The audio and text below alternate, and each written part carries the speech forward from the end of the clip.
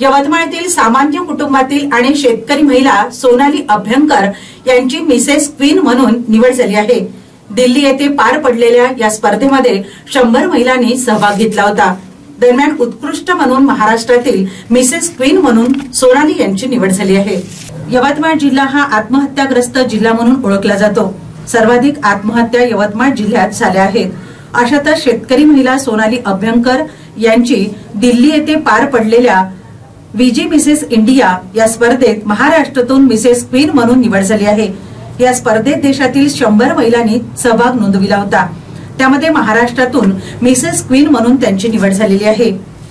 मी एक शेतकरी महिला आहे। माझ्यासाठी हे एक संधी होती। त्यामध्ये मी सर्वांच्या प्रयत्नाने मिसेस क्वीन म्हणून माझी निवड झाली। त्यामुळे इतर महिलांना सुद्धा संधी मिळाली तर त्या संधीचं सोनं करावं, असं आव्हान शेतकरी महिला सोनाली अभ्यंकर यांनी केलंय। मिसेस इंडिया इंटरनॅशनल लेवलच्या या स्पर्धेत महाराष्ट्र क्वीन म्हणून माझी निवड झालेली आहे।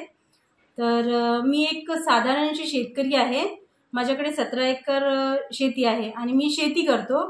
ते सगळे कामं शेतातले जे तुम्ही करता महिलांनो, मी ते सगळे कामं करतो आणि या शेतकरी महिलासाठी एवढ्या मोठ्या स्टेजवर जाऊन जिंकून येणं ही खूप मोठी आनंदाची बातमी आहे।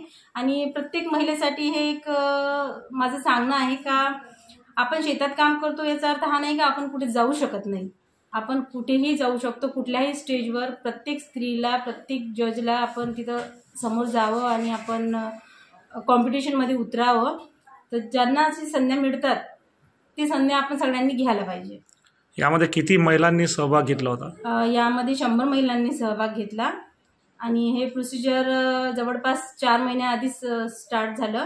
त्यासाठी तुम्हाला ऑडिशन द्यावं लागतो, त्यासाठी तुम्हाला एक्झाम द्यावं लागतात, त्यासाठी तुम्हाला म्हणजे स्वतःला रिपेअर करावं लागते, तुम्हाला जिम जावं लागतं, तुम्हाला योगा क्लास जावं लागते। तर तुमच्यात बदल हा तिथे जाण्याच्या आधीच होऊन जाते, म्हणजे तुमच्या घरीच होऊन जाते। जेव्हा तुम्ही जिमला जातात किंवा तुम्ही योगा क्लासला जाता किंवा तुम्ही स्वतःला जेव्हा कव्हर करता, तर हे एक सेल्फ लव्ह पण म्हणता येते का, स्वतःवर प्रेम करणं पण गरजेचं असतं ना।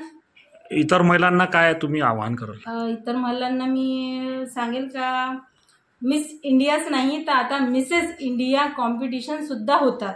तर आपल्याला जे मिसेस आहेत त्यांना ही संधी आता मिळालेली आहे। हे मिसेस इंडिया सीझन 6 होतं। तर 6 वर्ष झाले आहे हे कॉम्पिटिशन होत आहे आणि माझी इच्छा आहे का पुढल्या वर्षी आपल्या विदर्भातल्या, आपल्या महाराष्ट्रातल्या बऱ्याच महिलांनी तिथं जावं आणि पार्टिसिपेट करावं।